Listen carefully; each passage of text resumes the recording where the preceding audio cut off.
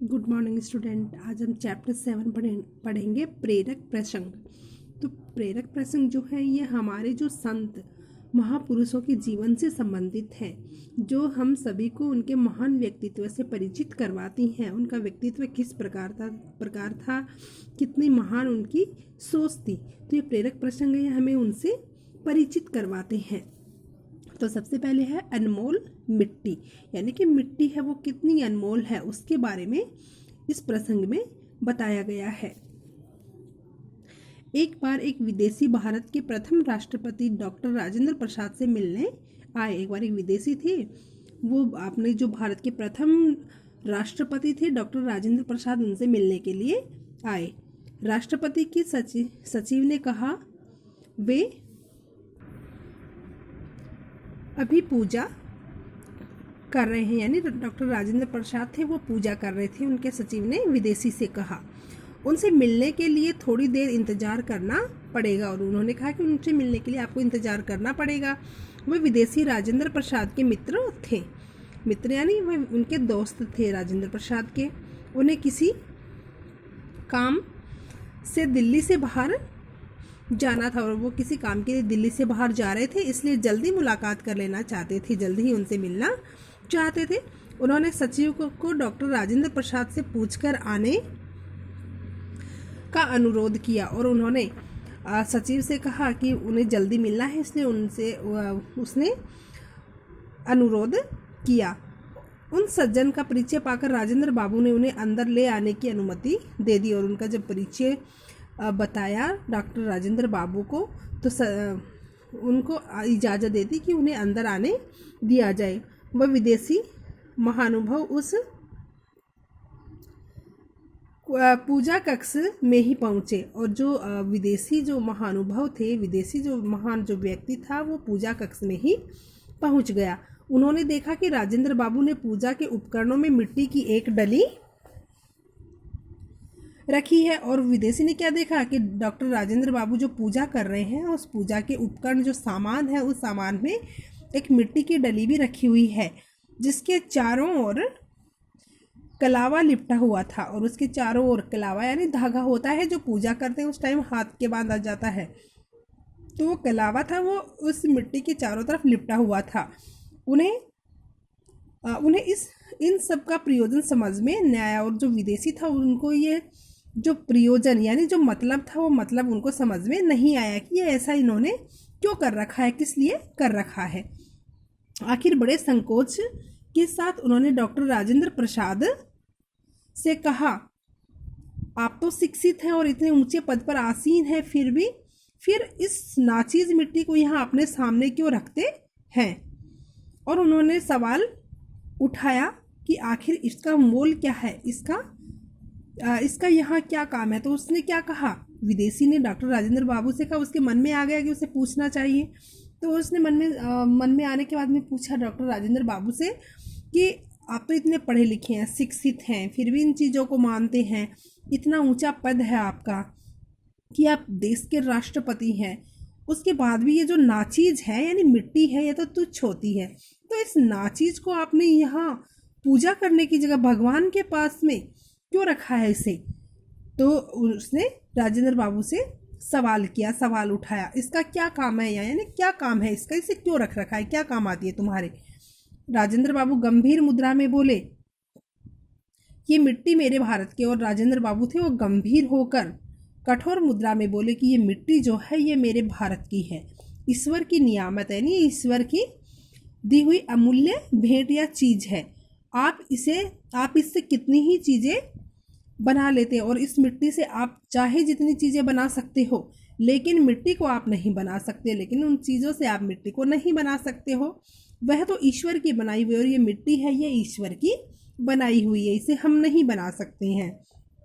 इसी से इसलिए मैंने इसे भगवान की नियामत कहा है। और इसीलिए राजेंद्र बाबू ने कहा कि इसीलिए मैंने इसे भगवान की नियामत कहा कि ये तो ईश्वर की बनाई हुई है, हम मिट्टी को नहीं बना सकते, बल्कि हम मिट्टी से कितनी चीज़ें बना सकते हैं, इसलिए मिट्टी है यह बहुत ही अमूल्य है। वह विदेशी जिसे नाचीज समझ रहा था वह कितनी अनमोल थी, और जो विदेशी था वो उस मिट्टी को नाचीज समझ रहा था, उसे समझ में आया कि वास्तव में मिट्टी होती है कितनी अनमोल होती है।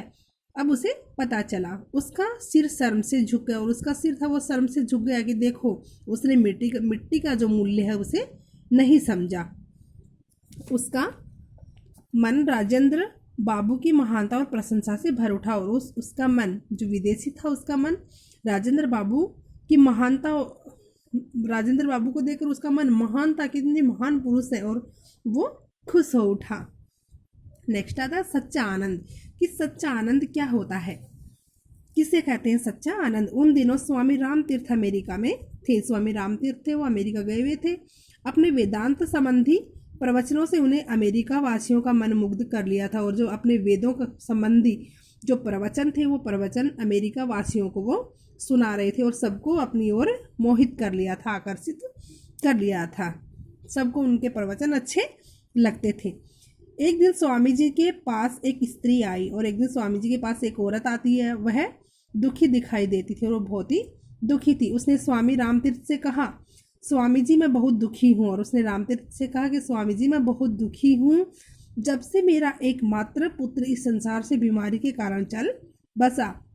और कहा कि मेरे एक ही पुत्र था, वो बीमार होने के कारण, बीमारी के कारण वो चल बसा, यानी खत्म हो गया, वो मर गया। मैं काफ़ी हताश हो गई और मैं बहुत ज़्यादा निराश हो गई हूँ। आप कृपा करके मुझे कोई उपाय बताइए। और उससे कोई उपाय बताती है कि मैं कैसे आनंद, मुझे कैसे आनंद मिलेगा, मैं खुश कैसे रहूंगी। स्वामी रामतीर्थ ने कहा, बहन राम आनंद अवश्य बेचता है, उसका मूल्य अदा करना पड़ता है, आनंद मुफ्त में नहीं मिलता। और रामतीर्थ ने कहा उस औरत से कि बहन जो राम है, जो ईश्वर है, वो आनंद अवश्य बेचता है, लेकिन उसका मूल्य अदा करना पड़ता है, ऐसे वो नहीं मिलता है, उसके लिए आपको मूल्य देना पड़ता है। आनंद है वो मुफ्त में नहीं मिलता है। इस पर इस अमेरिकन महिला ने कहा, स्वामी जी मैं इस आनंद की प्राप्ति हेतु कोई भी मूल्य चुकाने को तैयार हूँ। और वो तैयार हो जाती है कि मैं कोई भी आनंद प्राप्त करने के लिए मैं कोई भी मूल्य चुकाने के लिए तैयार हूँ। बहन आनंद के साम्राज्य में ये सिक्के नहीं चलते। उन्होंने कहा कि ये पैसे हैं ना, ये नहीं चलते हैं। जहाँ आनंद का साम्राज्य होता है वहाँ तुम्हें तो राम की दुनिया में चलने वाले सिक्कों में उसका मूल्य अदा करना होगा। और जो राम नाम की दुनिया है, जहाँ भगवान को हम प्राप्त करना चाहते हैं, भक्ति जहाँ करते हैं, वहाँ पे हमें सिर्फ राम नाम के सिक्के ही होते हैं।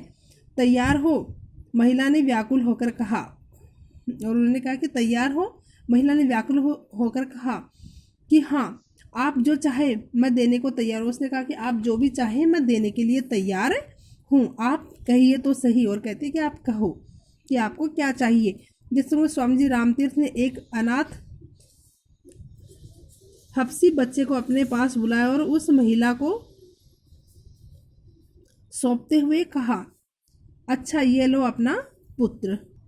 और रामतीर्थ थे, उन्होंने अनाथ बच्चा उस महिला को सौंपते हुए कहा कि ये लो तुम्हारा बच्चा, इस बच्चे को तुम अपने पास रखो और इसे अपना बेटा समझ के इसका पालन पोषण करो। इस अनाथ बच्चे को अपना बच्चा समझकर पालना। और कहते हैं कि ये अनाथ बच्चा, इसको अपना बच्चा ही समझकर पालना। ये बात सुनकर महिला बोली, स्वामी जी ये काम तो बड़ा कठिन है, मुझसे कैसे होगा। फिर कहती है कि नहीं, ये दूसरे बच्चे को पालना तो काम बहुत ही कठिन है, मुझसे नहीं हो पाएगा ये। स्वामी रामतीर्थ ने कहा, तो फिर तुम्हें सच्चा आनंद मिलना भी कठिन है। फिर रामतीर्थ ने कहा कि तो इसका मतलब तुम्हें सच्चा आनंद भी नहीं मिलेगा। अंत में महिला ने बच्चा स्वीकार कर लिया। वह उसका पुत्रवत पालन पोषण करने लगी। थोड़े दिनों बाद वह वापस रामतीर्थ के पास आई और बोली, स्वामी जी अब मैं वास्तव में सुखी हूँ। और फिर रामतीर्थ के पास आती है, उस बच्चे को अपना समझ के वो पालने पोसने लग गई। फिर कहती है कि अब मैं वास्तव में सुखी हूँ, आनंद की अनुभूति लेती हूँ। और अब मुझे अब मुझे आनंद की अनुभूति होती है, खुशी होती है। निर्धन व अनाथों की सेवा में ही सच्चा आनंद है। और फिर वो समझ जाती है। कहते हैं कि जो सच्चा आनंद होता है वो जो निर्धन होते हैं, जो अनाथ होते हैं, उनकी जो हम सहायता करते हैं, उनकी सेवा करते हैं, उसमें ही सच्चा आनंद होता है। नेक्स्ट आता है मानव देश। एक बार विनोबा जी के साथ विद्यालय के कुछ छात्रों का वार्तालाप चल रहा था। विनोबा जी ने उनको कागज के कुछ टुकड़े देते हुए कहा, इस कागज पर अपने देश भारत का मानचित्र बना है, अब तुम्हें फिर से इन टुकड़ों को जोड़कर भारत का नक्शा बनाना है। और विनोबा जी हैं, एक बार महाविद्यालय में कुछ छात्रों में वार्तालाप बातें हो रही थी। विनोबा जी ने उनको कागज के छोटे छोटे टुकड़े पकड़ा देते और कहते कि इस कागज़ पर अपने देश भारत का मानचित्र बना हुआ है, अपने देश का नक्शा है। तो तुम्हें फिर से इन टुकड़ों को जोड़ के, टुकड़े टुकड़े हैं, इन टुकड़ों को जोड़कर तुम्हें भारत का नक्शा तैयार करना है। बहुत देर तक छात्रों ने सिर खपाया परंतु मानचित्र नहीं बन पाया। पास ही एक युवक बैठा सब कुछ देख रहा था, और पास में एक युवक बैठा था, वो भी सब देख रहा था। कुछ हिम्मत करके उसने विनोबा जी से कहा, यदि आपकी आज्ञा हो तो मैं इन टुकड़ों को जोड़ने का प्रयास करूं। फिर एक लड़का पास में बैठा था, तो वो कह रहा है कि विनोबा जी से कहता है कि अगर आपकी आज्ञा हो तो क्या मैं इसे जोड़ने का प्रयास करूं। विनोबा जी की आज्ञा पाकर कुछ ही देर में युवक ने वे टुकड़े जोड़े, और विनोबा जी की आज्ञा से उस युवक ने टुकड़े थे, उस कागज़ के टुकड़े थे, उनको जोड़ी और भारतवर्ष का मानचित्र बना दिया और भारत का नक्शा तैयार हो गया। विनोबा जी ने उस युवक से पूछा, इतनी जल्दी तुमने इन टुकड़ों को कैसे जोड़ दिया।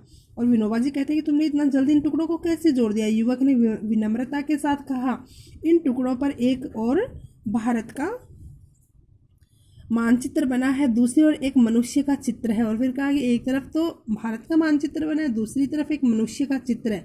मैंने मनुष्य को जोड़ा तो भारतवर्ष का चित्र अपने आप बन गया। विनोबा जी ने प्रसन्नता से उसे आशीर्वाद दिया और कहा, यह सत्य है, यदि हमें देश को जोड़ना है तो पहले मानव को जोड़ना होगा। और ये बात कही उन्होंने कि अगर हम अपने देश को जोड़कर रखना चाहते हैं तो हमें हमारे जो देश के मानव हैं उन सबको हमें जोड़कर ही रखना पड़ेगा। अगर मानव मानव जुड़ेगा तो देश स्वतः जुड़ जाएगा। अगर मानव मानव एक दूसरे के साथ अच्छे से रहेंगे, प्रेम से रहेंगे, अगर मानव एक दूसरे से, मनुष्य एक दूसरे से जुड़े रहेंगे तो देश है वो अपने आप ही जुड़ जाएगा। देश में सब मनुष्यों में मतभेद तो संभव है किंतु मन भेद नहीं होना हो, ऐसा प्रयत्न होगा तो देश स्वतः ही उन्नत होगा। और कहा कि हमारे देश में मनुष्य में मतभेद तो संभव है, मनुष्य में मतभेद तो हो सकता है, लेकिन मनुष्यों में मन भेद नहीं होना चाहिए, आपस में मन मुटाव नहीं होना चाहिए। अगर मन मुटाव नहीं होगा तो हमारा देश वो स्वतः ही जुड़ा रहेगा और हमेशा उन्नत होता रहेगा। आपको ये चैप्टर पढ़ना है, इसको अच्छे से पढ़ लेना। धन्यवाद।